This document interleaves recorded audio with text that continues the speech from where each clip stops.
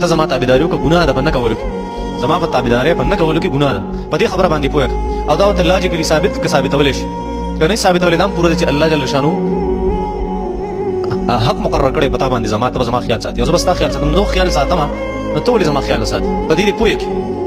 الله جل شانو فرمایل که داسې ونه شوه چېرته ستا په واز او نصیحت باندې کار ونه شو نو واهجروهن بې د ځان نه جدا کا فی المضاجع په بستره کې بستره کې جدا کا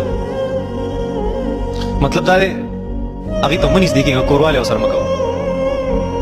نو هغه به په خپله ړومبی په نصیحت به پوه شي که په نصیحت پوه نه شي نو بیا به ورته پته ولګي چې د خاوند خو زما سره ورانه ده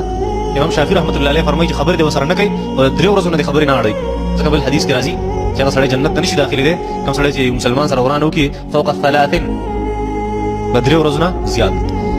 به 3 ورځو نه دې نه زیاتې او که په دې ونه شوه نو واضربوهن بیا لږه الټه کوه ویې وهه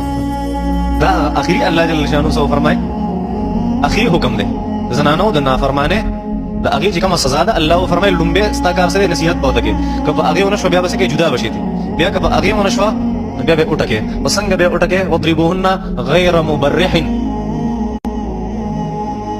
چې داسې وال به ورکې هغې له چې هغه د شریعت مطابق غیر مبرح دا مطلب د شریعت مطابق څه مطلب دی غیر مبرح دا مطلب دی چې په هغې باندې والو هغه سر ښکاره نه شي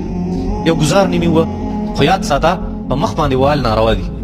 ځکه دا مجمع المحاسن دی د ټولو ښایستونو هغه جمع په دې ځای کې الله جل شانو کړي مخ الله جل شانو د ټولو حسنونو مرکز جوړ کړی نو په مخ ته چېرته څپېړه ونه باسي حدیث کې راځي په سر به ګزار نه کوي ځکه دا سر د دې د وجه ټول جسم چلېږي او که چېرته دلته فرق راغی نو ټولې زنانه به مفلوجه به خرابه وي نو د سر او د مخ د ګزار نه ځان ساته